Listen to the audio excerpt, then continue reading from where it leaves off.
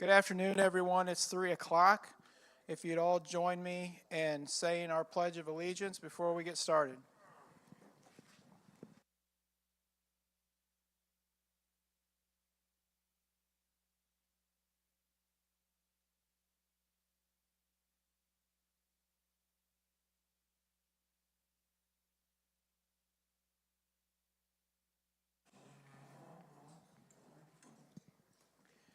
Good afternoon, and thank you for being here. I am Jeff Bellamy. I'm an attorney with offices in the city of Indianapolis, and I know that is far from here, but I've been asked to participate as counsel just for this process. I'm not for or against the territory.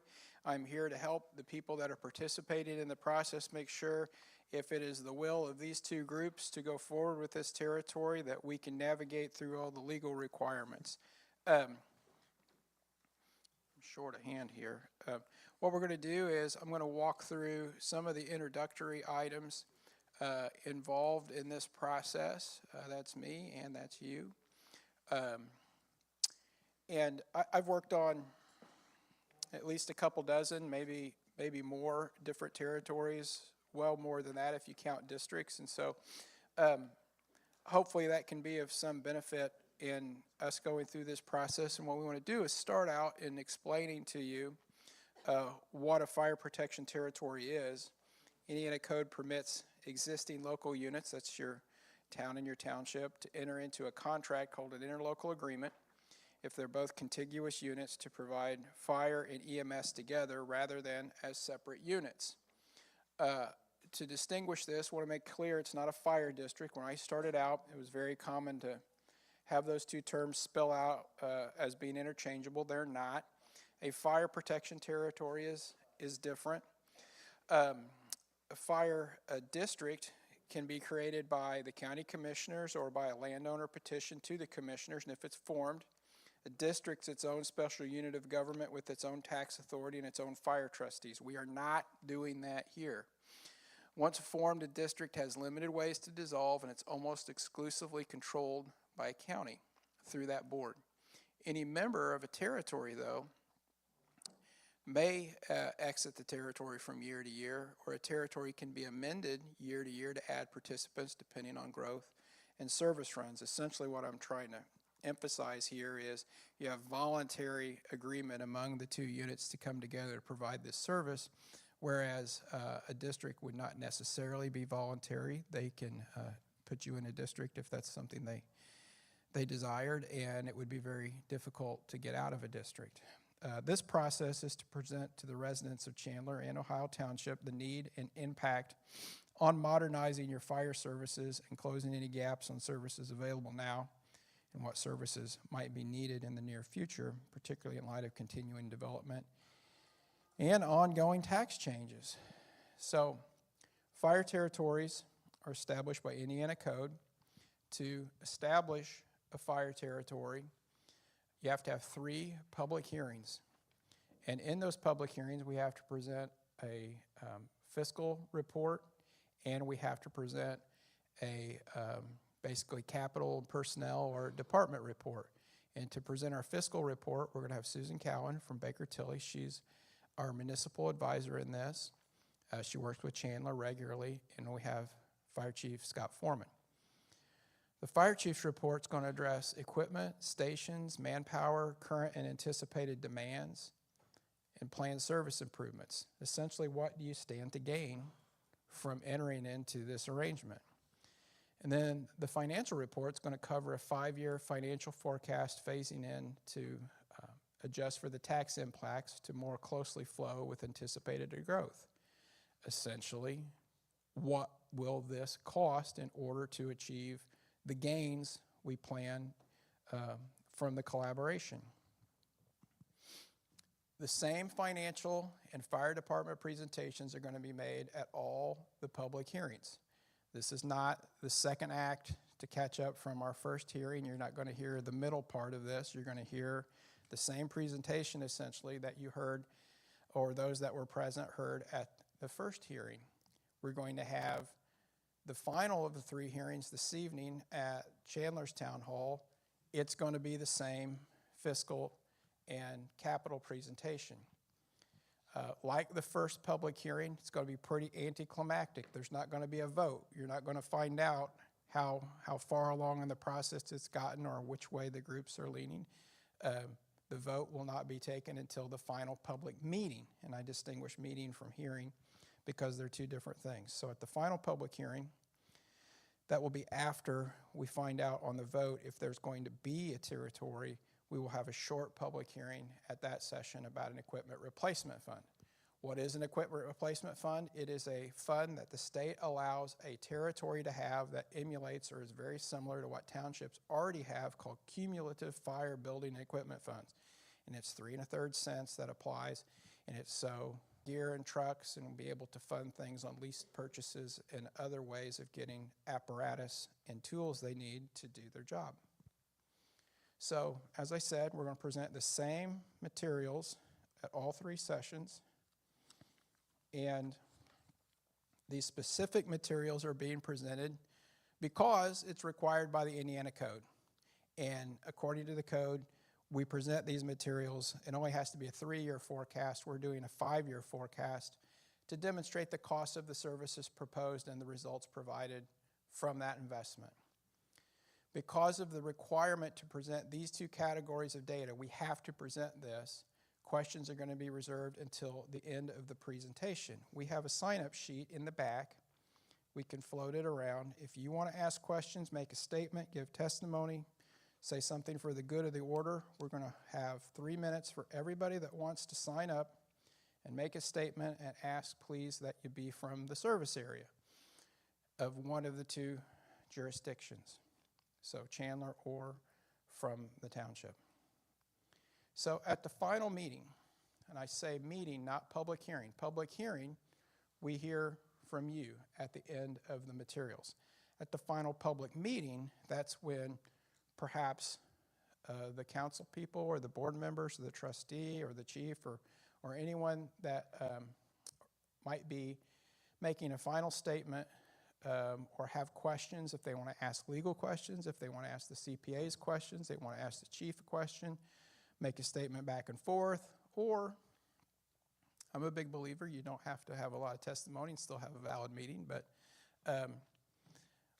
there will not be any presentation. We will not do the fire presentation again. We will not do the financial presentation again, and we're not going to do public comments. It's not a public hearing. We're going to have the 3 public hearings, and then that will be time for the groups to make their statements, and if they want to make a motion to vote favorably or vote against their territory, that's the time. Both units have to approve this. It does not have to be unanimous, but at least a majority of each body has to vote to go forward. If they both vote to go forward, we will then move into the phase where we talk about that equipment replacement fund. Each is going to be required by a majority vote, and then we also consider that fund for approval. Briefly, Chief will get into this in a lot more detail. What are the operations if approved? The Chief's report's going to address department operations. The department's going to answer to Chandler and Ohio Township through a joint executive board. That board's going to be responsible for equipment planning, borrowing, education and community input, code inspection, enforcement, department personnel and discipline, fundraising, grants, real estate planning, basically anything related to the administrative operation and oversight of the department. Both bodies will work together to oversee that. The board is going to be locally controlled and is not operated by the state of Indiana or operated by the county.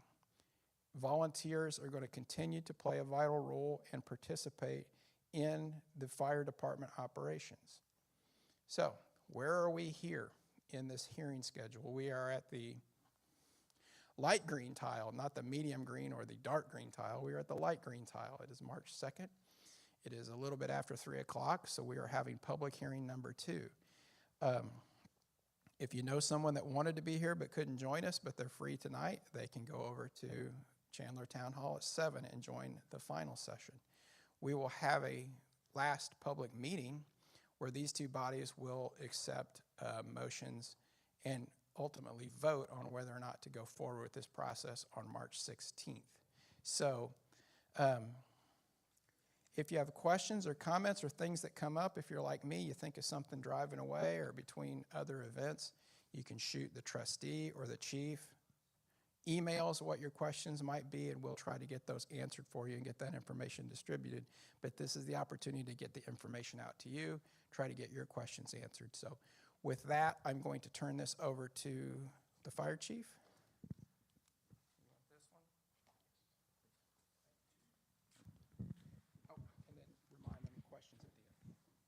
All right, questions at the end, sign-up sheet in the back if you would like to say anything. All right, welcome everybody. I'm Chief Scott Foreman, Ohio Township Fire Chief. I believe Chief Spencer will be here in just a little bit. He had an engagement he had to be at. All right, my clicker. There it is. All right, got to get the important stuff. So. All right, so the Ohio Township Fire Territory with Chandler. So the big thing is, why are we doing this? It's operational readiness. How many shots do we get to get it right in our line of work? One. Okay? It's life or death. Okay? And if we don't get it right the first time, it could be bad. It's going to be bad, either for us or for you. Okay? So that's the main reason, the main drive to do this. The area is growing tremendously over the years. And I can tell you, all the dirt out there you see, there's plans for it too. Okay? I attend weekly APC meetings, area plan committee meetings, and there is plans for all the dirt out here. Okay, it might be 5 years, it might be 10 years, but there's plans for it. The area is rapidly growing.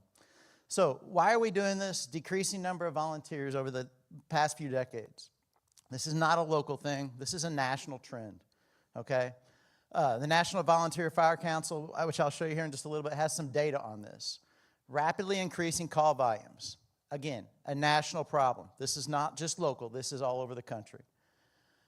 Hiring full-time to fill the volunteer shortage. Okay, that's our goal here, okay?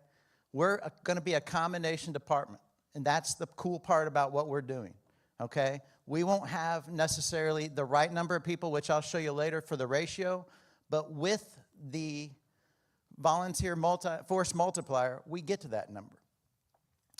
Okay, increasing max levy to support long-term operations of the department. Okay, we'll go over that. Increased cost of training, equipment, and apparatus, and the demand on firefighters. Okay, it's huge. It's not just the runs that they're making, but it's the training, it's the time at the station. Okay, and most of all, liability and litigation risk to the communities, the agencies, and the individuals, the departments. National Volunteer Fire Council. This is a national organization that looks at volunteer fire service across our country. Okay, you can see the number of volunteer firefighters since '84 to 2020 has declined, okay? But on the other side of that, the number of calls has increased tremendously, okay? And like almost 3 times, over 3 times, which is huge, okay? It's a national thing. On the right, on the left, you'll see some of the reasons they list is why the volunteer fire service has seen a decline. And a lot of it is time demand. Okay, a lot of families have 2 family income houses. You have to work multiple jobs. The increased training time that it's required. When I got certified to be a firefighter back in '94, it's 24 hours pretty much. And I could do it in-house at the firehouse. Now you have to register the classes with the state. You have to attend. It's almost mandatory attendance. Increased call volume. Again, the training requirements is huge. It's for your firefighter 1 and 2. And if you can't do anything unless you have firefighter 1 and 2 hazmat awareness and ops. And that's just for the fire side. If you want to participate on the EMS side, you have to have at least an emergency medical responder, EMR certification. So on this, we talk about the call volume, okay? And you can see a drastic increase in the call volume from 23 to 24. Okay, a lot of people are like, what was that for? And it's both departments. It's Chandler too. So in 24, both departments elected to go back to what the medical direction for the county had recommended. And that's making life-threatening emergency calls. Okay, again, is this something that Warwick County does and that's it? No. Evansville's doing it. Vanderburgh County's doing it. This is a national trend, okay? What fire departments do as far as first response. So that's where the increase was. The initial decline in responses was during COVID. So they cut back our responses during COVID, and Chandler and Ohio never picked them back up. The rest of the county had. A majority of our emergency calls happen during the day, okay, during the week, when most of our volunteers are working their normal jobs. Okay, so that puts another strain on us as an organization. You can see both departments with the increase. Okay, Ohio Township is running an average of 27% overlapping calls. What's an overlapping call? That's when you're on a call and another call comes out. So we do a good job on getting the first call covered with volunteers or with career staff, but we got to be concerned about 27% of the time getting that second, that third, that fourth call covered. Okay, is every call important? Absolutely. Okay, it's operational readiness. You never know when it's going to happen to you.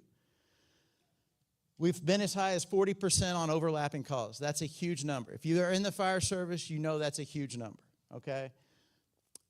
Chandler is looking at a run projection for 26. 840 runs is what they're kind of trending toward right now per Chief Spencer, or Wester. And this is mainly due to a change in response matrix in our county where we're trying to get more effective response force on the scene of all the emergencies. So Chandler's making a lot more mutual aid with Boonville. We're making a lot more mutual aid with Boonville. Chandler's making a lot more mutual aid with us, and vice versa. So that's where some of that increase and that trend is coming from. Training to become a firefighter. Okay, these are the minimums. Okay, firefighter 1 and 2 hazmat awareness and ops is a minimum of 180 hours, 22 weeks. Okay, again, classes have to be registered with the state. It's pretty much mandatory attendance, okay? You can't just say you're going to go. It's not just put your name on the piece of paper and get credit for it, okay? That, in turns, liability on the fire chief, the training chief, and the agency, the organizations. So it's very much mandatory for us to ensure that the person knows what they're getting into. One of the most dangerous jobs out there is what we do, so we have to make sure everybody is trained to that level.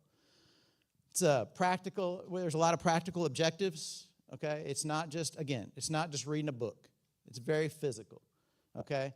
Extremely high physical demand.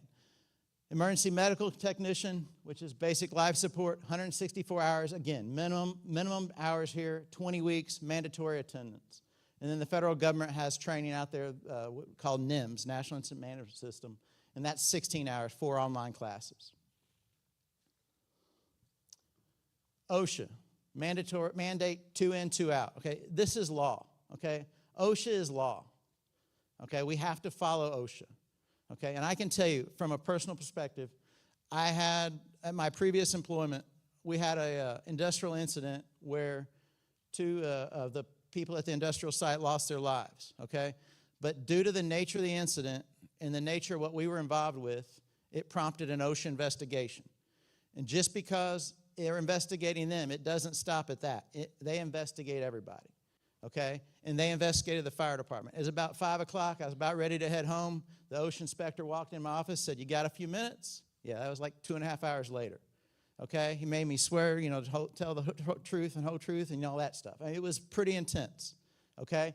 And what it was they wanted to make sure we were doing our job. Why was that? Was that guy that went in the hole for the fire department certified to go in the hole? Guess what he was? Okay, was the equipment that he wore, was it tested? Was he tested to that equipment? All these are things that OSHA requires, not NFPA, not ISO, not just SOPs. This is OSHA. It's required, okay? And again, doing it right is our job. As fire chief, as leaders, as communities, as agencies, as towns, it's our job to make sure we're doing it right, and that's our goal. So making sure we're following law is important, okay? Again, OSHA mandates the 2 in, 2 out. That's going into a fire, okay? If we're going to send 2 people in, we're supposed to make sure we have 2 people outside that can be there to help those guys if somebody gets in trouble, okay? That is in OSHA, not just in FPA. Staffing levels. You'll hear a lot about NFPA, okay? NFPA is a standard out there for the fire service, okay? It's not OSHA. It's a standard. It's not law. It's a standard. Okay, so 1710 requires a full complement of staffed apparatus with equipped firefighters trained, and that's the key word, trained to be able to do their job, 15 to 17 firefighters within 8 minutes to the fire scene. That's their standard. That's what we want to do. Okay, and the thing about NFPA is we like to follow NFPA as much as we can. The fire gear that we wear has an NFPA standard assigned to it. Okay, we make sure that our guys are safe, so we follow that NFPA standard. Our apparatus is built to an NFPA standard because we want to make sure we're operating safe apparatus for our firefighters, for our community. So we want to follow that as much as we can. Okay, the standard sets a minimum criteria for effective and efficient. Okay, I like those two words because we want to make sure it's effective and efficient to be able to provide a service for them. The them is the community. They're you. 1720 is what regulates combination departments, combination and volunteer departments. Okay, it requires 15 equipped and trained firefighters within 9 minutes of the call 90% of the time. And that's based off an urban population, which Chandler falls into the urban population of 500 to 1,000 per square mile. So I can tell you, when you talk about this, okay, I can just tell you personally, okay, you never know when it's going to happen. You never know when you're going to need that help, okay? And mine's on a personal level and it's a medical level, okay? But 4 Christmases ago, my mom, which is sitting right there, she collapsed, okay? I'm an EMT. I've been an EMT since '94, okay? I'm a pretty good EMT, I feel like, or at least I was, all right? So she collapsed. My wife called 911. Okay, it was within 2 minutes. I'm down trying to take care of her. I was a little rattled, right? Okay, it's just not something you expect. Within 2 minutes, I heard a Q siren. Okay, Evansville Fire Department, engine 6. I looked at my wife. I said, "Did you tell them they were unconscious?" And they're like, "She was unconscious," right? Okay, within 2 minutes, there were five trained guys walking in my kitchen there to hold my hand and hold my mom's hand and make sure everything was all right. I'd never been in that situation before in my entire fire service career. Did I have a different perspective? Absolutely. Knowing that somebody was coming to help, knowing they were there within 3 minutes. They came in ready. They had their defibrillator, they had their med bag, they had everything. They were ready to go. Okay, luckily we didn't need any of it. Okay? But it's just having that perspective it makes it completely different for me.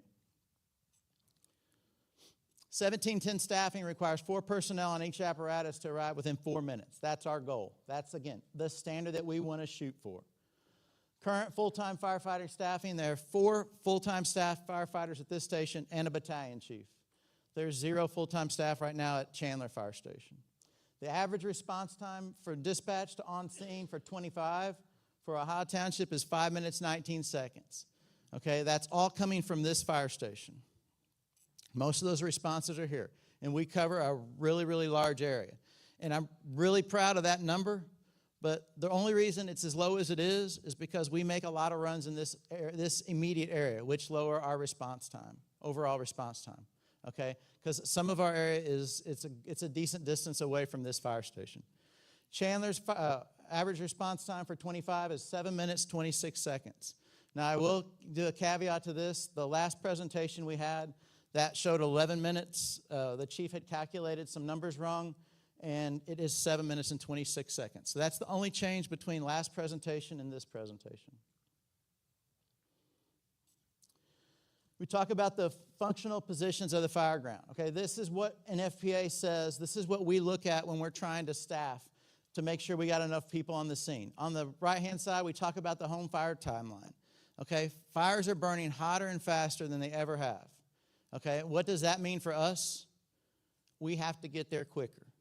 Okay, if we're going to facilitate the loss of property or making a rescue to help somebody, we have to get there quick. Okay, that's our only shot. So you look at the number of people, again, this is 15 people. That's the minimum of what NFPA sets as a standard. Okay, again, it's a standard, but is it important for us to follow? Absolutely. This slide I really like, okay? The daily guaranteed deployment of forces, all right? Again, this is an NFPA number, but NFPA says that we should have 1 firefighter per 1,000 people, okay, is what their standard is, okay? When you look at what we have, we are currently at a 0.13 for all of Ohio Township, including the town of Chandler, all right? When you compare that to other agencies, other towns around the area, you can see how seriously the deficit we are in providing the service that we should be trying to provide. Again, it's a standard, but it's there for a reason. And if something ever happens to us, if we ever get caught into court in liability, these are the things they're going to ask us. Why did you not have the right number of resources? Okay? They're going to ask the fire chief, they're going to ask the trustee, they're going to ask the town council. Okay? So you can see, Ohio Township, 44,000 population, we have 2 fire stations, we have 18 staff people. Okay? So you take the total staff divided by 3 divided by the population. That's how you come up with your numbers. Evansville is a 0.79. Henderson's a 0.79. You look at like Vincennes, they have 16,000 population, 4 stations, 41 staff. They're at 0.82. Okay, the closer we can be to the 0.87, that's the standard that NFPA says we should try to shoot for. That's our goal.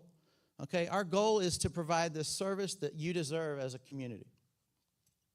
The thing about it, when you look at on the left-hand side, you can see in 26, which is now, we're a 0.13. When this territory goes through, it will be a 0.39. Okay, for 2 years, we'll be a 0.39. Okay, at the end of the territory proposal or phase in, we'll be a 0.57. Are we at the 0.87 yet? No. What do we have that will get us there? Our volunteers. Okay, we call them a force multiplier. Okay, but when we have 4 stations, we have an apparatus staffed at each station. If I can get some volunteers just to upstaff the 4-man engine to a 5-man engine, it takes us almost up a 0.10. Okay, so we'd be a 0.49. Okay, if we can staff a couple extra trucks, we might go into the 5s, the 0.5s. All right, so our goal is to use the volunteer as a force multiplier to get to the numbers that we really want to be at, which is what NFPA says we should be at. These numbers are also dictated by ISO. Okay, NFPA is obviously one that regulates it, but ISO, Insurance Service Office, that's what regulates how you get your insurance rating. Okay, you either have a high insurance rating because your fire service is not recognized as being inexistent, or the lower the number, the better the insurance score, which means the better premium you pay. Community risk reduction will come along with the territory, that is inspections. So our goal is to be proactive instead of reactive. So the more we can be proactive with community risk reduction, doing inspections, being involved in our community, going to our schools. Every fire department in Warwick County is great at doing this, okay? It's just another piece of this puzzle that we'll be able to provide. Again, this plays into a lot of different factors. ISO really looks at how much we do in community risk reduction, okay, because again, being proactive is the key. Current staffing, Ohio Township has 18 full-time staff. That includes the fire chief, deputy chief, and inspector. We have 3 shifts. We work a 48-96 shift schedule, and we're on duty 24 hours a day, 7 days a week, okay, every day of the year. Okay, we have a battalion chief, a captain, a lieutenant, and 2 firefighters on our staffing plan.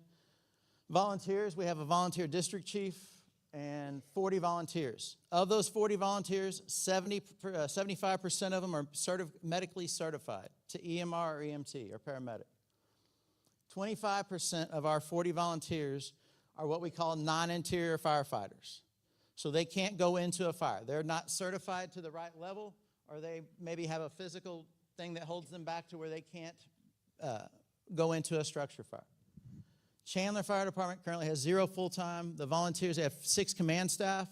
They have 30 volunteers, 43% which are medically certified at EMR or above, and 53% are currently non-interior firefighters. They are doing a firefighter 1 and 2 class right now, so that number will change very soon. But again, those are the numbers we're looking at, because when we pull up at your house, what do you expect us to be able to do? Our job, right? You expect us to be able to do our job. And that's what we want to provide every time we roll up in front of your house. Proposed service level, Ohio Township will increase career staff to include all 3 fire stations. So the Chandler Fire Station will be staffed day 1. The Paradise Fire Station will be staffed. Okay, and that's going to provide that effective and efficient response across our community, okay, across our area. Okay, if we respond to fires, motor vehicle accidents, medical emergencies, technical rescues. What is a technical rescue? It could be an auto accident with extrication. It could be an extrication from machinery. It could be a rope rescue, somebody stuck on the side of a building, a tower, or maybe below grade, like a low-angle rescue. Confined space, water rescue, trench rescue, building collapse. And there's tons of construction in our area, so there's a ton of reasons that we could have a trench rescue. Anytime there's a hole in the ground, that's a trench, and that's potentially is a situation we may have to be in.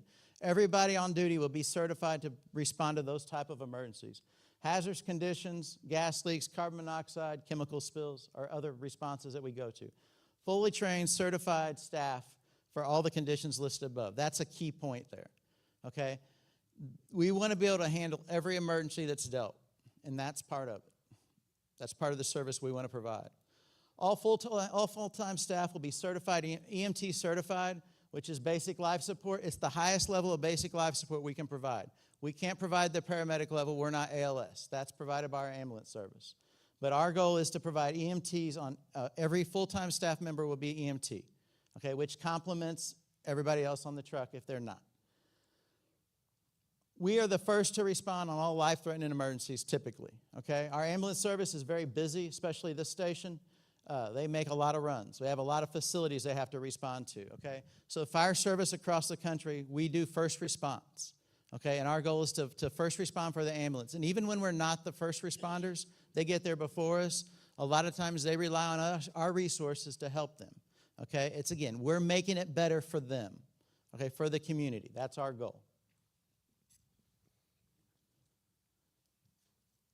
The town of Chandler would transition from an all-volunteer to having career staff on station,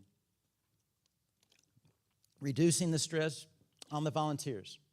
Again, that's the goal. Every medical run that comes out, which is the majority of what we do nationwide, okay, the volunteer doesn't have to come from home, leave work to make that response. If they want to, they absolutely can. If they want to be on station to make runs, absolutely can. Okay, it's that force multiplier. If we can send a squad with 2 people out, keep an engine in service for a fire, it's a win for everybody. Our full-time inspector will allow for initial and annual fire inspections across the entire township and the town. Again, being proactive with community risk reduction. The planned staffing for the territory in 2027. So we have a fire chief, a deputy chief. Those are 40-hour-a-week positions. We have a battalion chief, which is on shift. We'll have 2 division chiefs, an inspector, and a training chief. We'll have all 3 stations staffed. Okay, that's the key to remember. All 3 stations will be staffed. Okay, not just the ones in Ohio Township, all of them. Okay, they'll all have a staffed engine company with a complement of 4 people on that staffing. Volunteer staff will still be needed at each fire station. Okay, not only needed, but wanted. Again, it's the force multiplier to get us to that next level, to provide that better service. Okay, if the Chandler engine goes out on a medical call and we can have another staff of volunteer staff at that station ready to respond and there's a second call, did we just provide a better service? Absolutely. Okay, so that's our goal every time. The volunteer staff, there'll be a volunteer chief officer at each district for a total of 43 personnel. We've talked about volunteer staffing already. That's not going away, okay? This volunteer staff will be here and be used just like they're used now. It just takes the strain off the volunteer staff to have to make every single run every single day, okay? If they still want to participate, it's still there. They'll still get to participate.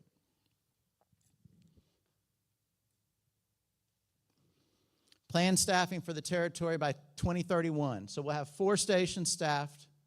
We'll have 5 apparatus staffed as well. Okay, 21 personnel daily. Okay, we'll have a fire chief, a deputy chief, 2 division chiefs, 2 volunteer district chiefs, 2 admin staff, a battalion chief on duty, 5 captains, 2 lieutenants, and 13 firefighters for a total of 67 personnel each day. The area service distribution, this is important for us, okay? This is our goal. So you see those colored areas, okay? That's 1.5 miles road miles. That's what ISO says that we should calculate our area, ISO and NFPA, to calculate our area for effective deployment of our resources. Okay, so the goal is to cover as much of our area with color as we possibly can, okay, and not overlap too much because, again, overlap doesn't provide the proper coverage. So you can see the red is the station you're sitting at right now. The blue is the Paradise station. The purple is the Chandler station. Okay, so our goal is to fill in as much of that as possible. As you can see, by year 31, our goal is to add a fourth station. Okay, and it would be like in the Sharon Road 66 area, somewhere in that area. Okay, just to provide that area. We have a ton of AV and a ton of population over there that is currently outside of that 1.5 mile area. Does it benefit the entire area? Absolutely. Okay, the more resources you can put in a response territory, the better off you are. Personnel costs. Okay, current staffing right now is on the left. This is what our current salaries are. We have stipend, overtime and stipend pay at the bottom for $250,000. Proposed is $600,000, and on the right you'll see our proposed staffing, and salaries. Okay, we are taking the opportunity with the territory coming in to actually get in line with other communities around us for pay-wise. Okay, it's just like anything else. When Evansville has a certain pay, or Vanderbilt County has a certain pay, or Boonville has a certain pay, we want to try to stay as in line as we can with those salaries, to be competitive.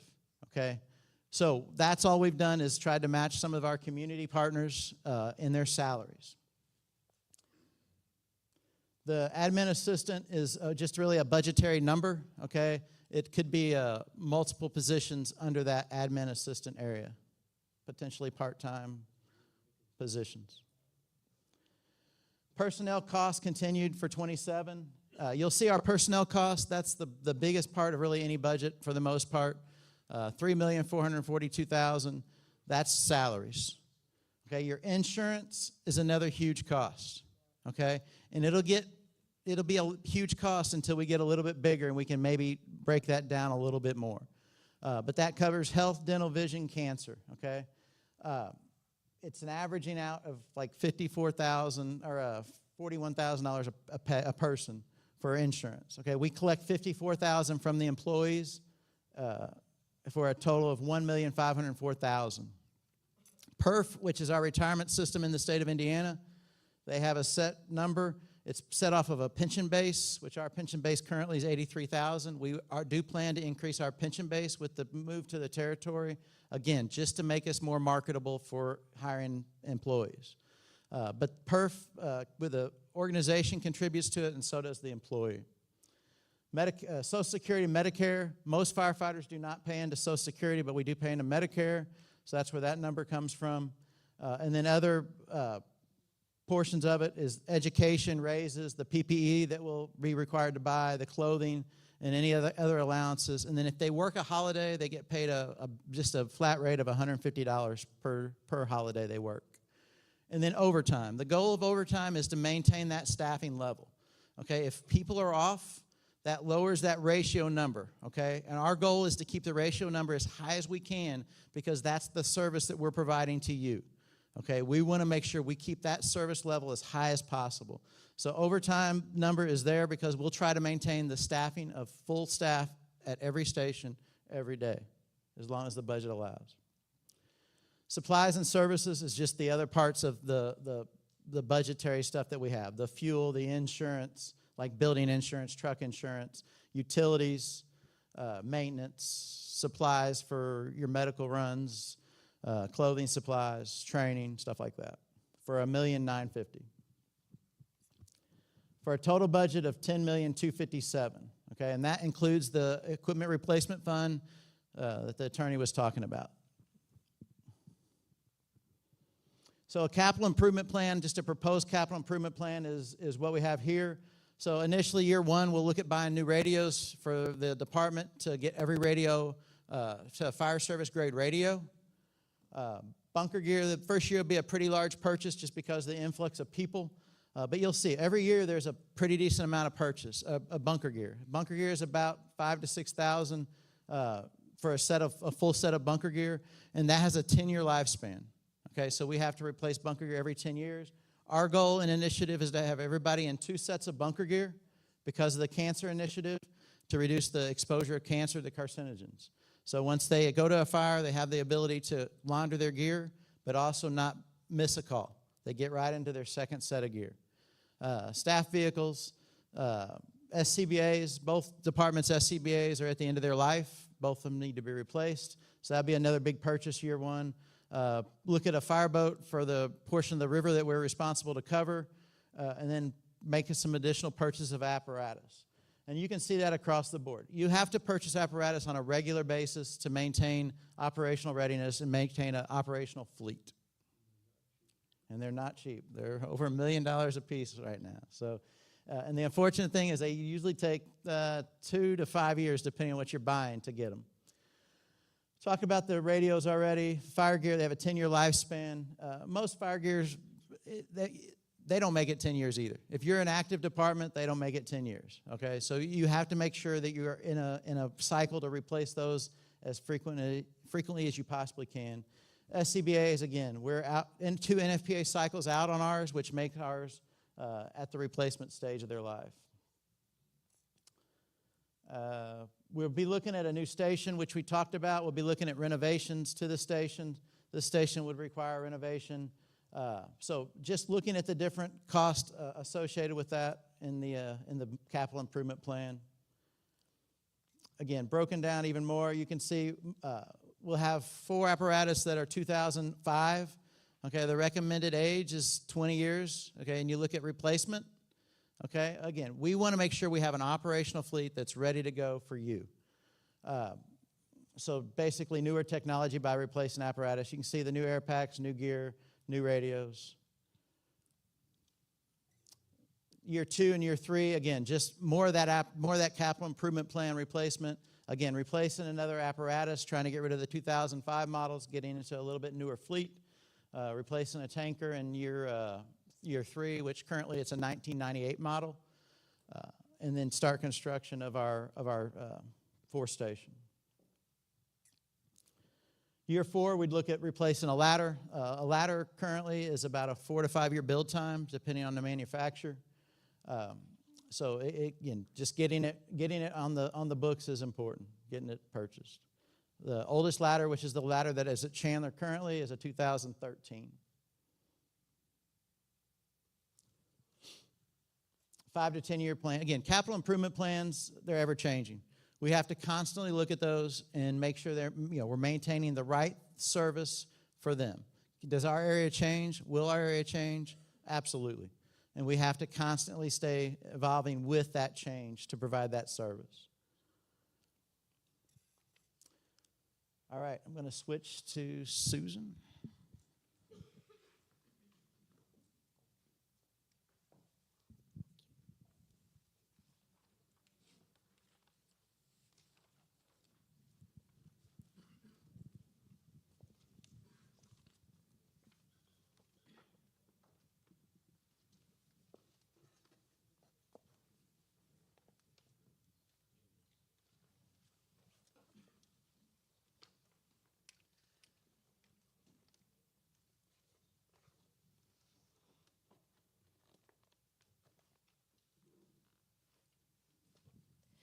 Good afternoon, everyone. My name is Susan Cowan. I work for Baker Tilly. We are an accounting firm out of Indianapolis. As Mr. Bellamy mentioned, we currently work with the town of Chandler. We've also been working with township officials and the town as they enter into this fire territory process. The legislation controlling fire territories is very specific about what has to be presented at the meetings, what the content is, and how the meeting should go. So my purpose this afternoon is to provide information about impacts to taxpayers in both districts, in both the township and the town of Chandler, and potential impacts to other units across the county. So we already talked about the meeting dates, when things are going to occur. I don't believe we need to go over that one again. But I do want to clarify how the territory will be set up. So we know 2 units, obviously. One of the units, in this case, it will be Ohio Township, will operate as what is called a provider unit. So the territory will essentially become a sub-department of the township. So they will be the ones performing most of the administrative functions for the territory. They will be in receipt of the property tax for the territory. Technically, the township board will be responsible for making sure that the territory budget gets approved every year and gets entered on Gateway. Does that mean that Chandler does not have a say? No, of course that doesn't. The Fire Territory Advisory Board will have representatives from both units. So every year, as the units are putting together the budget, Chandler has a say in that. Chandler has a say in how that budget gets put together and how it gets presented.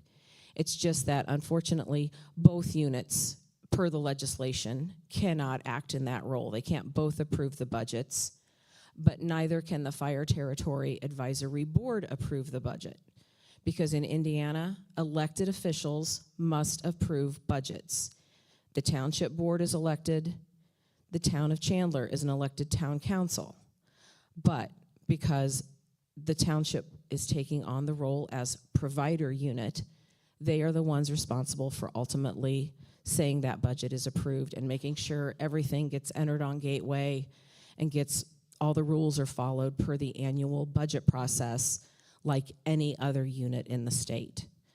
There's nothing special about the territory that exempts it from any annual process that any other unit, whether it's school, township, county, city, town, goes through across the state. So in this case, we are asking for a 5-year phase-in of budget and tax rate. As Mr. Bellamy mentioned, these two bodies must first approve the territory. Right now, nothing has been approved. This is all proposed. This is a plan. These two bodies must vote by majority to approve. Then everything gets bundled up, all of the paperwork, all of the presentations, sign-in sheets, everything gets bundled up to go to the Department of Local Government Finance, which is the state agency that is responsible for all things property tax in the state. They then give final approval for the territory. Ideally, that will be sometime this year, the late July, early August timeframe, so that we can get involved in the budget process this year and things can get submitted as it needs to for next year.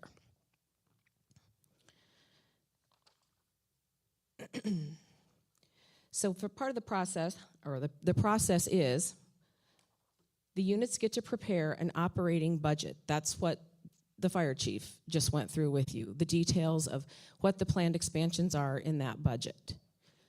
We can then set a new operating levy based upon that budget. But we first have to determine what the units are currently receiving receipt-wise to support the fire service that they are currently providing. So the bar there on the left is what Ohio Township is currently receiving. That is not 100% property tax. That is not all property tax. It is a portion of that's property tax, of that $3,844,400. Somewhere around between $280 and $2.8 million and $3 million is property tax. The rest of it is public safety lit that Warwick County has chosen to provide to the township. And then there's also supplemental revenues like motor vehicle highway excise taxes. Every unit in the state that receives property tax also receives a share of motor vehicle excise. So when individuals here go to the BMV to put plates on their trucks, their boats, their cars, a portion of that money is retained here at the county and redistributed to all of the units in the county based upon their relative share of levy in the county. Please don't understand that to mean that your BMV fees will go up because of the fire territory. That means that existing fees will be reallocated within the county, and that's one of the impacts to other units that I have to discuss on a future slide. But the townships currently receive a share. Town of Chandler currently receives a share, and in the future, the fire territory will receive a share as well. The township also currently has what's called a township cumulative capital fund. That's the yellow piece at the top. That one is property tax with some of the motor vehicle taxes included. Then the town of Chandler, their blue portion there on the right-hand side is a portion of property tax from their general fund and the public safety lit that the town of Chandler receives. That's a total of about $318,400.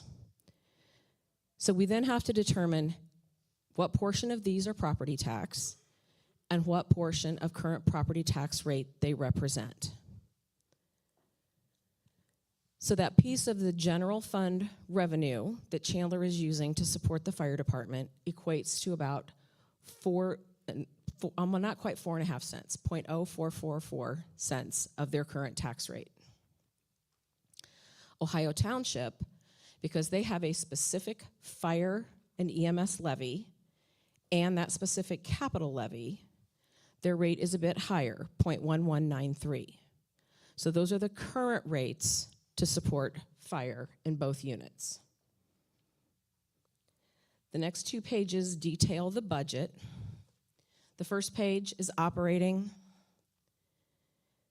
Again, more operating at the top of the page, down to where the pink lines are that say equipment replacement fund. That is the fixed rate capital fund that we referenced earlier. So whenever I'm talking about rates from here forward, it's going to include both the operating portion and the equipment replacement fund portion. So the township, they currently have their capital fund. That current max rate is 0.0333. If the territory is adopted and moves forward, that equipment replacement fund will also be at a fixed maximum rate of 0.0333. So here's how we determined the rate necessary to support the territory budget as submitted. We estimate about $8.6 million in property tax to support the budget. Then the capital portion, that's the fixed rate, is just over $1.13 million. That works down when we look at net assessed value, because the legislation says that's the only way this can be calculated is based upon net assessed value. It can't be calculated on population or runs or anything to that effect. It has to be the gross assessed value as defined through the county auditor's office. When we divide that out in the first year, the rate requested for both operating and capital functions is 0.2875. That's essentially cents per $100 of net assessed value. Part of the goal of the fire territory process and the way the legislation is written is to equalize the rate across all properties taking part in the territory. That's why I'm giving one rate now. Previously there were 2 rates. Chandler had its own, the township had its own. Now there's one rate to apply for fire service across the two taxing units.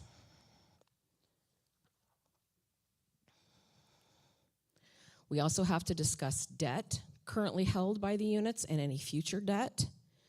So currently, Ohio Township does have debt in place for outstanding for fire trucks.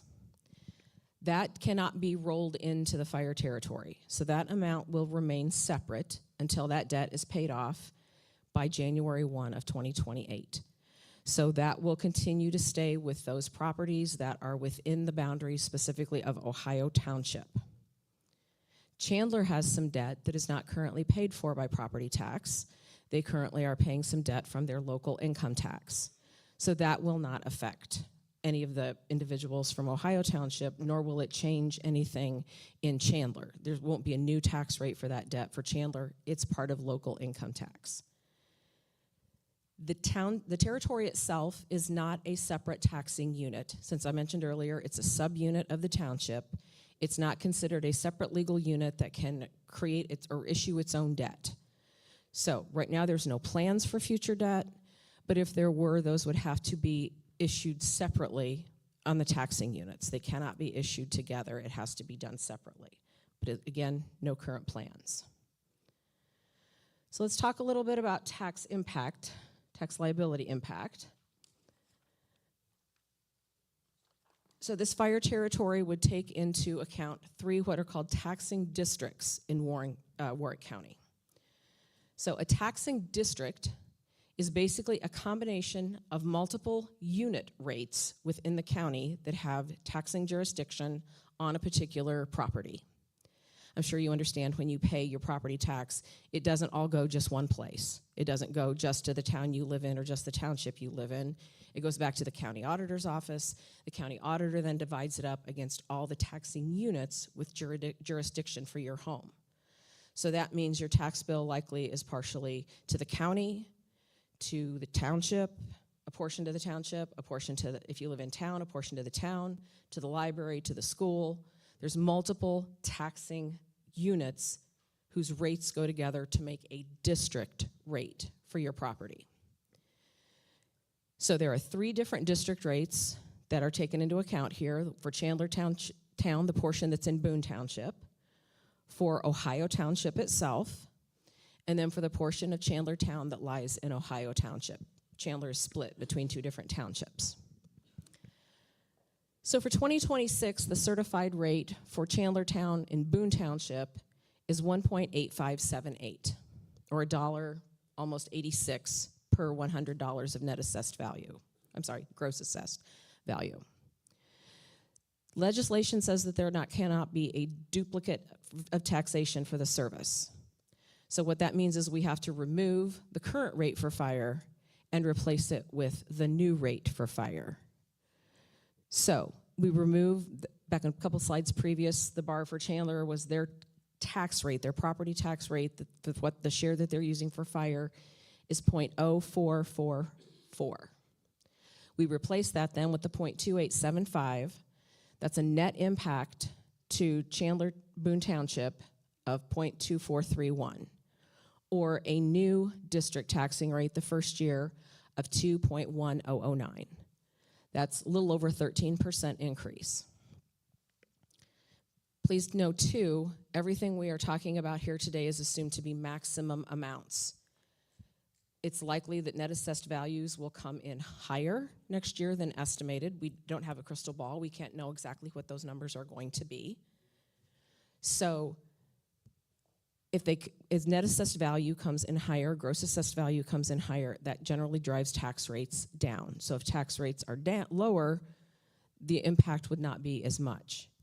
It also depends where your property is on tax caps within the state. We have circuit breaker tax caps that limit the amount you can pay on a property tax bill. The town of Chandler hits their caps sooner than Ohio Township does. So when you're looking at your current tax bill, if you were to apply that percentage increase, that would give you a good idea for your specific property where you may fall. If you know that you're already at your circuit breaker caps, you will stay likely at your circuit breaker caps, meaning that there would be no increase in your property tax bill due to the territory. For Ohio Township, if we remove their current 11.93 cents, replace it with a 28.75 cents, that net effect is 0.1682. That's about a 12% increase on tax bills for Ohio Township. And then in Chandler Town, Ohio Township, we have a similar increase. Again, we have the net impact of 0.2431. The new rate is 2.2143. It's about a 12.3% increase. The following 4 years, the changes are very slight. Year 2, the rate would be increased by about 2.75 cents. That's less than 2% for all properties. Year 3, it'd be a 3 cent increase, again less than 2% for all properties. Then in year 4, again a 3 cent increase, less than 2% for all properties.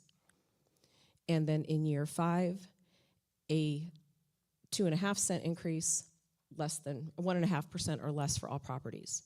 So after this particular year, after year 5, the territory levy would be held to growth that any other unit in the state will get. So whether it's 3%, whether it's 2.5%, whether it's 4.1% in 2032. This unit will receive only the growth that is allowed as prescribed each year by the Department of Local Government Finance. They create a number each year that all units in the state are eligible to grow their levies by. And the territory would be held to that, as will the town and the township, going forward after this proposed 5-year phase-in for the territory.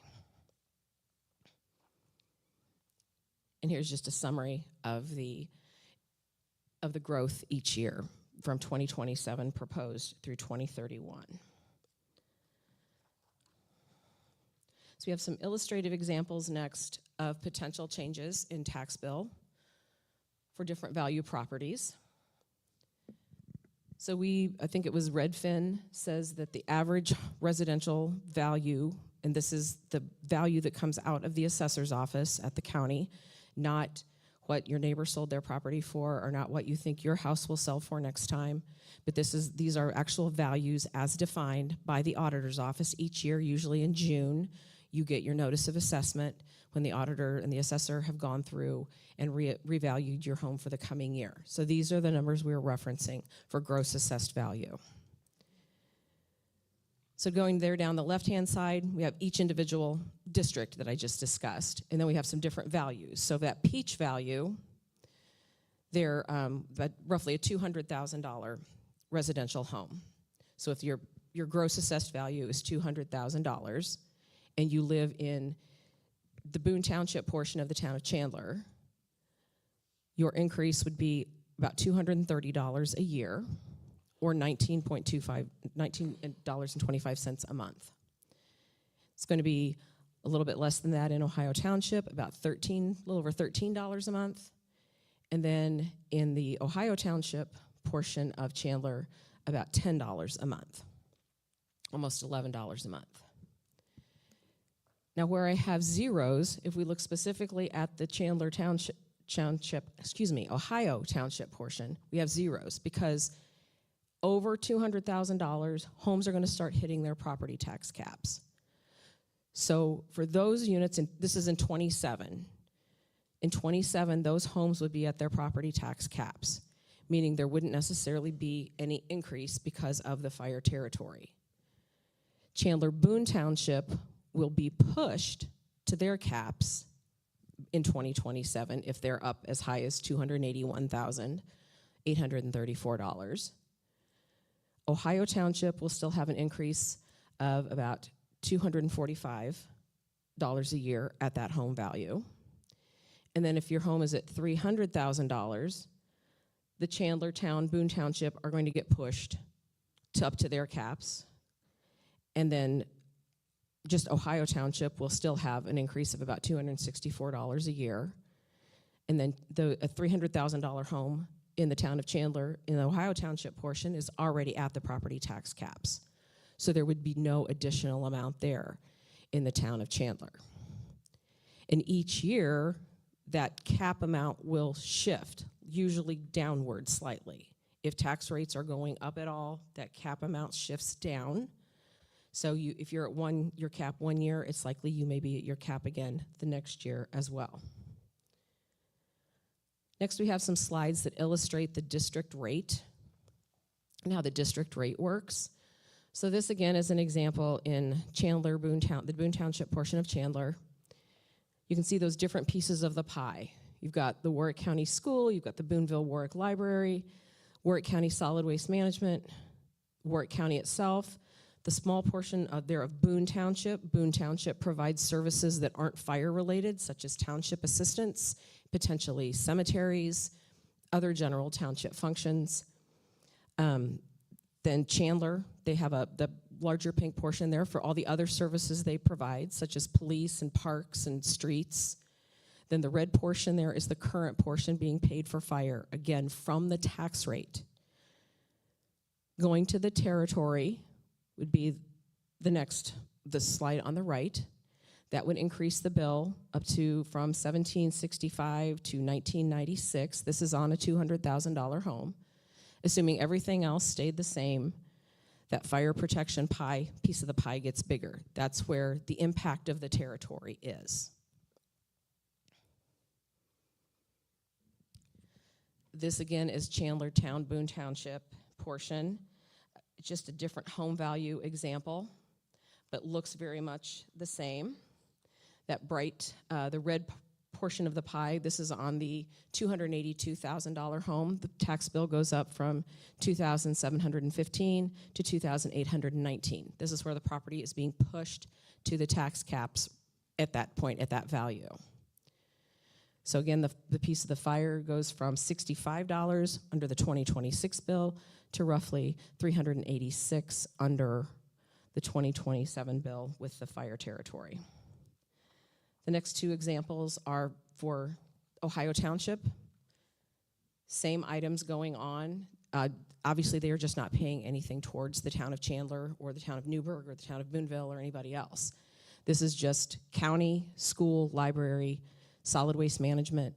Then the portion of Ohio Township that is not for fire service, because there is, again, that's, like I said, cemeteries, public assistance, township assistance, those kind of functions. And then where they're currently paying, remember their rate was a little bit higher for property tax currently. So they're paying $113 currently for fire. It would go to $273 for the net impact for the fire territory if approved. And this is the $282,000 home for Ohio Township, up from $174 for fire to about $420 for fire after the formation of the territory. And then finally, we have the Ohio Township portion of the town of Chandler. You know, they're still in the town of Chandler, so under the current rate for Chandler's portion, paying about $42 for fire, then up to about $260 under the territory. And that's the $200,000 home, so that bill goes from $1,873 to $2,000. Then we have the next one would be the higher value, the $282,000 home. This one is already at the tax caps. So this is what the value is still $2,818, $2,818. But in this case, not all the pieces of the pie are still the same. Like if you look, the Warwick County School was $848 on the left, then it's $755 on the right. That's where we talk about circuit breaker caps. So not all properties are treated equally under Indiana tax code.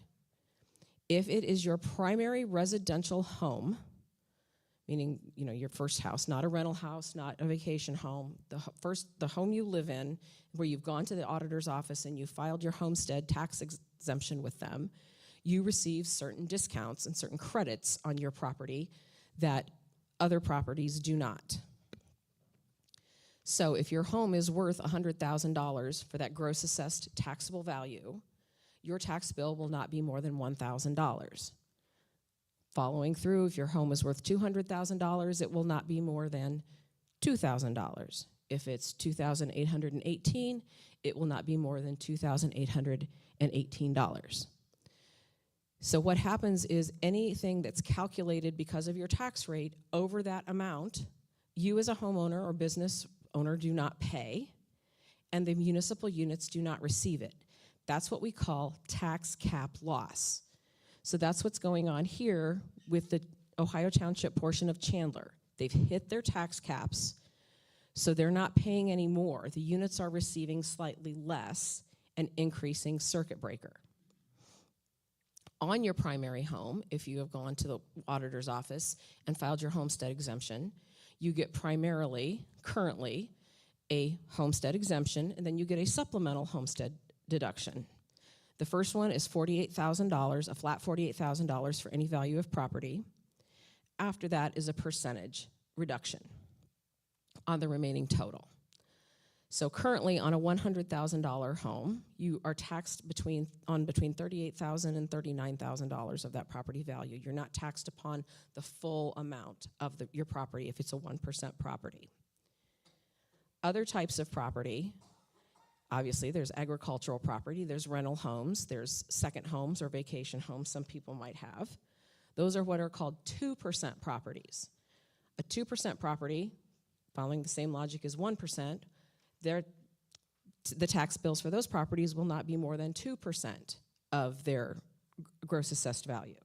So if you have a $200,000 piece of farm property or a $200,000 rental home, the max bill that you could pay would be $4,000. Historically, there have not been any deductions at all on 2% properties. Beginning this year, there will be a roughly 6% annual step in each year up to, for the next 5 years, it will end up equaling about a 30 to 33% decrease in that value on the 2% properties. So similarly to what's going on with the 1% properties, by the end of 2031, you are not being charged, your tax bill is not being calculated on the full value of your home. The other kind are 3% properties. They're basically anything that doesn't fall into the first two types. So it can be a business, it can be personal property in a business, it can be excess residential land that's neither farm nor that your house is on. There's a number of different things that can fall into that. That is a 3% cap. So if it's a $100,000 piece of commercial property, that max bill is going to be 3% of that. In that case, it's $3,000. Whereas if it was a home, it would be $1,000. Commercial property would be $3,000. Some of the other things we have to discuss are how, these are the examples from the other types of property that we have. So a $100,000 piece of agricultural land, if you're in the Boone Township portion of Chandler, the tax bill will increase about $142. Ohio Township, about $168 a year.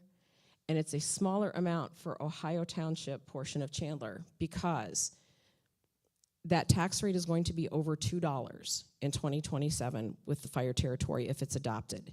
And in general, if your tax rates are over $2, that puts your 2% properties at their caps. If your tax rate is over $3, which nothing that we're talking about here today is, that puts your 3% properties and your 2% properties both at the caps. So in this case, if you have a rental home in Chandler, Ohio, the Ohio Township portion, you would be at your property tax caps and your increase would not be the same as the Boone Township portion of the town of Chandler. The same on a $200,000 property. However, then on the commercial property, it would go up accordingly because that rate isn't hitting 3% yet on a commercial property. We also have to talk about overlapping taxing units. So when I say overlapping taxing units, I mean other units in the county that have the same tax base as the units that we're talking about. I kind of already showed you that in those pie chart wedges. So we know that the county is an overlapping unit, the school is an overlapping unit, solid waste management district are an overlapping unit. So other units generally will see no impact because of the addition of the fire territory. It will only be the county, Boone Township will see an overlap, like I said, the school, the library. I've highlighted the units that are in the territory, and this is a bit confusing. I should have made these numbers all negative because this does not represent income, this represents loss. So I'm comparing how much they will lose for circuit breaker calculation in 2026. Then that peach column is 2027 without the territory. The blue part is 2027 with the territory. So the county itself is estimated to lose $1.752 million without the territory. With the territory, there would be a bit of additional loss, $1.768. There are things happening with Senate Enrolled Act 1 that was adopted last year that's going to put circuit breaker in place this year. It's going to increase circuit breaker for most units. So that's going to happen in 26 and 27 regardless of whether there's a territory. The losses in the blue are the estimates based upon the territory. You see it sort of hits like a peak and then it starts to drift down. Again, that is due to impacts for changes in tax rate calculations going through because of SEA 1 that was put in place last year. So those things will happen regardless of whether the territory is in place or not. Then we have to talk about local income tax. Local income taxes are the taxes on your paycheck. They follow you from wherever you work to where you live. So if you work over in Vanderburgh County but you live here, That money that your HR department takes out every time your paycheck is created for your county tax comes back to Warwick County with you and then gets distributed to units throughout the county. So, Warwick County currently only has 2 types. They have public safety lit, which is distributed to the county and to the municipal units. Boonville, Newburgh, Chandler, Linville, the other towns in the county. They have opted to take a portion of it and give to certain volunteer fire departments or township fire departments. They don't normally receive it automatically. They don't receive public safety lit automatically. There's also something called economic development lit, which is again just to the county unit and the municipal units. The townships don't receive it, the libraries don't receive it, the schools don't receive it, just the county and municipal units.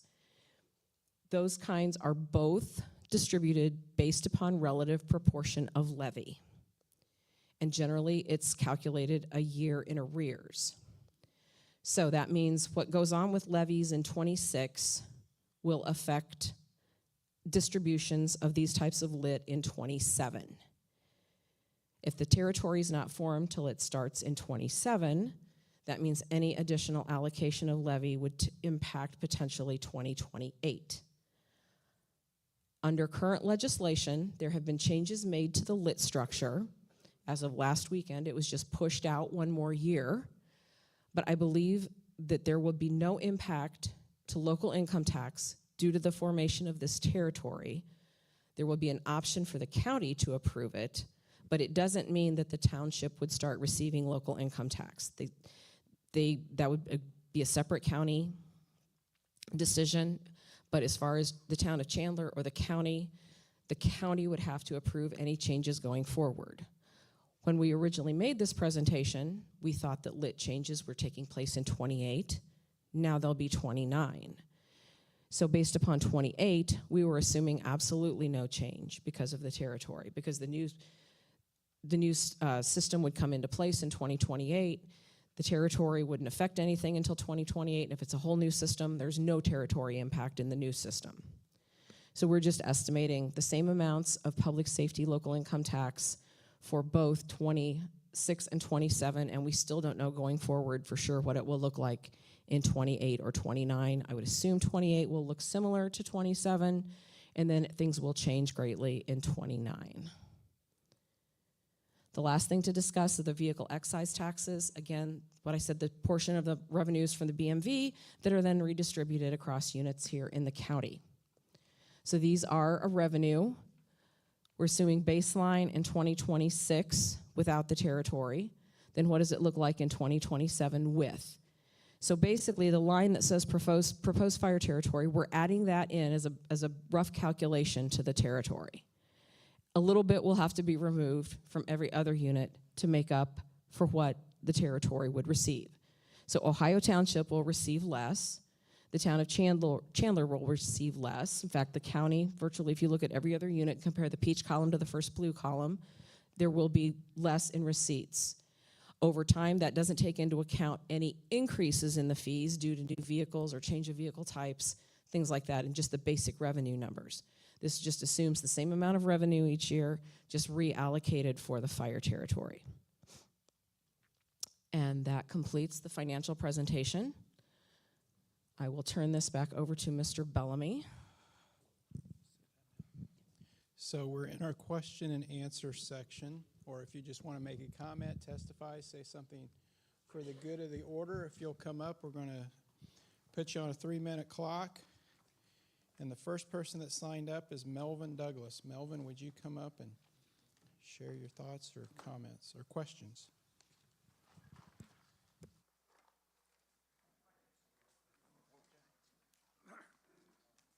What I wanted to say today was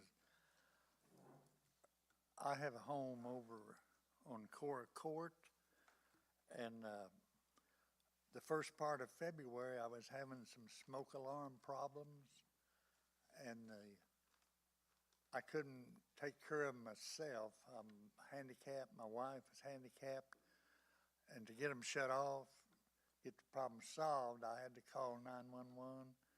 They sent the fire department out to my house and they handled the problem. And these men were very professional. They knew what they were doing. They had excellent work ethics, and I was very impressed with them. And a lot of those men are right back here today. I recognize them. I had to do it twice. The home was only 2 years old, but I was having some problems with it. And I just wanted to say publicly to the chief and everyone how much I appreciated their help, because I wasn't physically able to do it, but they were there, and as the chief said earlier, in a matter of minutes, they were there and took care of the problem. And I just wanted to give these fine men a shout out and say to you and to the public, thank you all very much. You certainly helped me and my family. And Chief, thank you. I appreciate it. And thank you all for your time. Thank you, sir. Might butcher this last name. Is it Randy Mertz? Randy?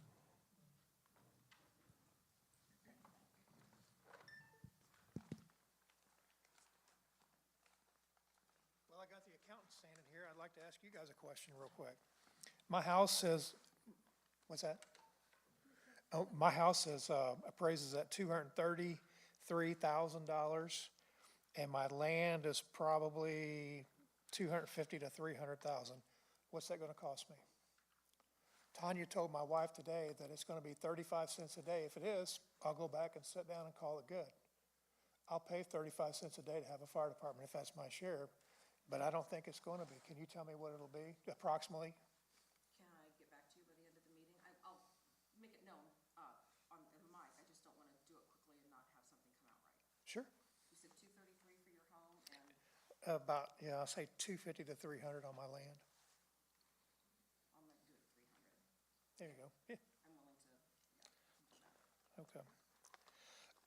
As most people up here know, I conducted a poll on Facebook a couple days ago, and right now we're at 10 votes saying nay, and it's 10 to 1, so it's almost 200 votes to say nay on this whole deal here, and like 16 people that was said yay on my poll I did. And then there's other people that jumped in and put down, should we, they had comments too, so there's another 20, 30 people that were basically saying no also to add to that. So I'm just putting it down as a 10 to 1 ratio in Chandler. I think there's enough people that they filled out the poll to say, no, we don't want to do this. We want to stay as a volunteer fire department. As I'm a retired Warwick County Deputy Sheriff. I spent 30 years on the Sheriff's Department. And when I look at the run numbers and everything of the fire department, and I'm not going to stub no toes or anything, but I'm just going to say this, that rather than putting money into the fire department, let's put it into EMS. That would reduce the workload of the fire department in Chandler and the fire department in Ohio Township dramatically. And a EMS, if we doubled or tripled down on the EMS, it would save us a lot of money. And as a lifelong resident of Chandler, I'm asking you guys to say no to this tax raise, tax anything, just a El Zippo, nothing. Thank you. Excuse me, sir. Are you Chandler, Ohio Township? Well, it's funny. I have a Chandler address. I live in Ohio Township, but I don't live in the town of Chandler. I don't have city water, and I'm in this, but I'm in Ohio Township. So you don't live in the town of Chandler? No. Okay.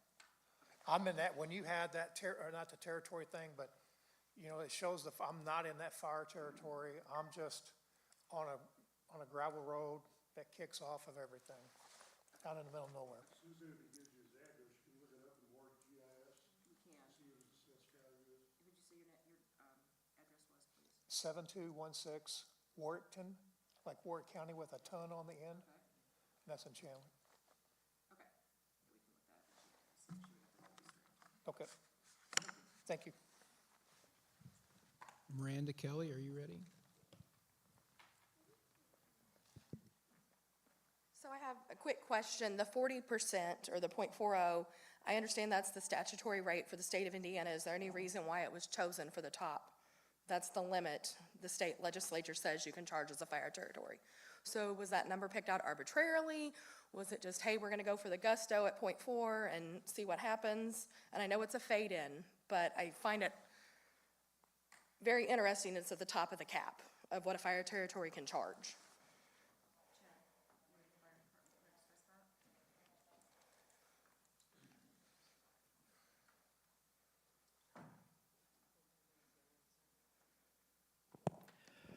When the fire department was looking at budget numbers for everything, they did the 5-year phase-in, but after year 2, it's very hard to know. So the goal of the chief and what was presented to the boards is that we're not gonna hit that 40 cents. The 40 cents is the maximum cap, but the unknowns, like what she was talking about with public safety lit, if we're able to continue to get public safety lit, which we currently do now, but it's not projected in there, that will drive that number down to be below 40 cents. If the, one of the big things that we're hoping to do with insurance, which is a biggie, is as our group number increases, we can get a better rate, because right now we don't get a good rate at all because we're too small of a group. So that combination of being able to consolidate and cost-save services, along with potentially still remaining to get our public safety lit that we currently get now, and then also potentially being overestimated on some of the things that the chiefs have put together in the budget, would allow that number to be below 40. And that would be personally my goal, and I know the board's too, is that if we can keep it down below that. And then what that does is, you know, if we're not needing it, we're not putting it on there, and so maybe it's in the 30-cent range somewhere. But Okay.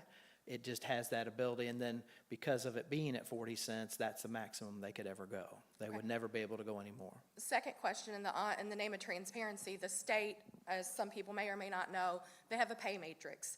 I checked it today, and the pay matrix does not align, and I know this is a fire territory, so it would be a separate entity than the state. Those numbers do not align with what state employees get paid.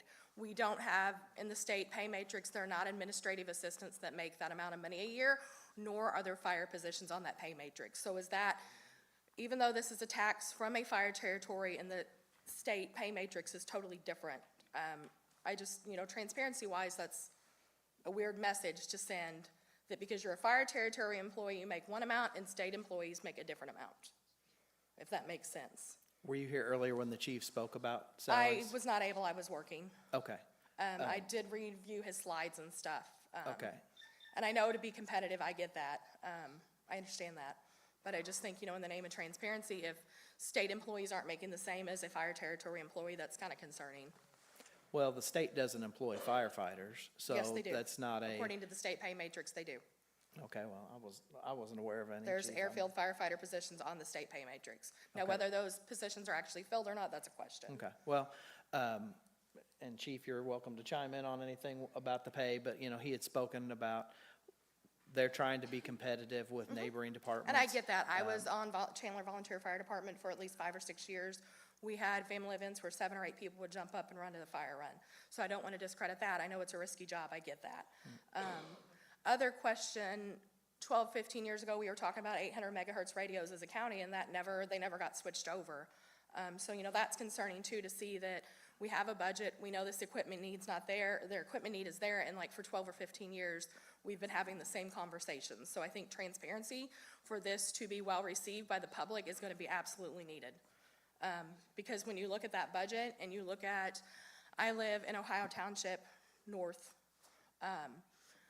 you know, that transparency is gonna be key.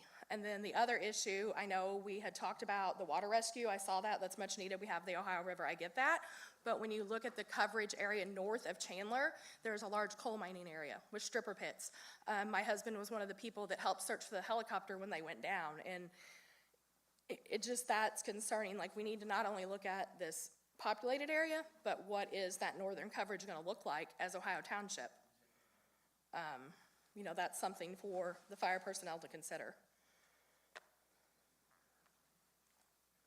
So I don't have any further. Thank you. Tony Knight, Mr. Knight.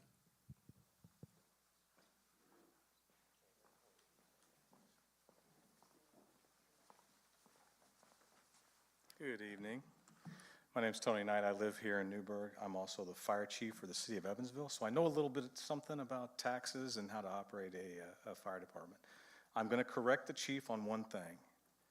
NFPA, while as a standard, anytime that your fire department is brought into a court of law, it is held as the standard that you will be graded upon. So if you're not following those standards, the court will waive against your decision. So that's the only thing I will correct about it.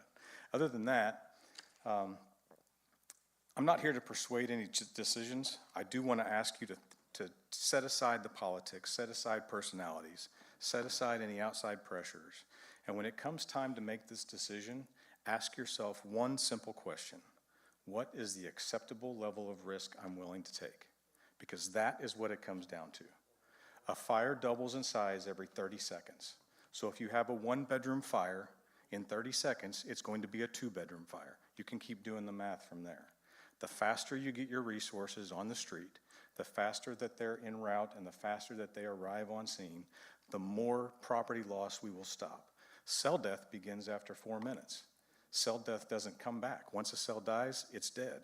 So, the longer that a response takes, the more oxygen deprived that patient is experiencing, the more cell death is going to occur, the less likely there's going to be a survivability rate.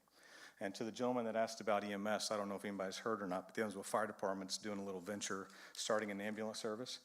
Dumping money into EMS is not the answer because it has to equate with the billable hours.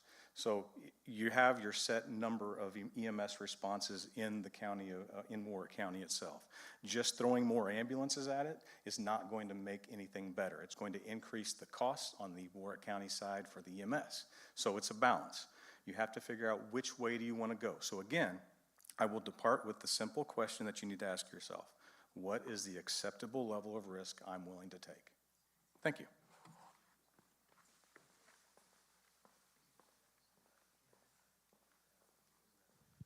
So, Mr. Murda, they're still looking at your material. Mr. Murda, hello. They're still looking at your stuff, so you can check in with the CPAs afterward. Otherwise, we had 4 people sign up to speak. All 4 spoke.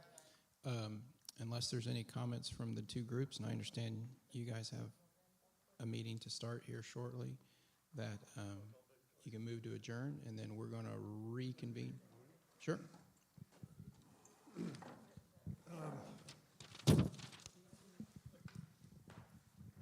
Can you hear me okay? Everybody remember this slide? We've got copies of that in the back. You can take it with you. This, to me, is a real eye-opener, and it kind of shocked me when I saw it the first time. What you'll see is that Ohio Township is resourced with full-time firefighters at a level that's about 50 to 80% of any surrounding community. We've got far less full-time firefighters, and that's risk. To what the fire chief was talking about, in my mind, that's risk.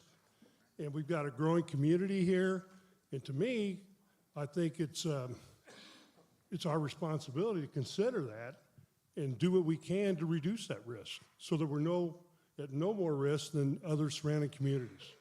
That's what this is all about, and then the fire territory is an excellent way to accomplish that.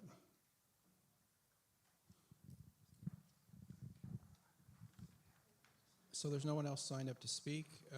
If both groups want to make their own motion to adjourn for a very short time, and we'll be back at 7 o'clock over at the Chandler Town Hall. Don't all fight over it.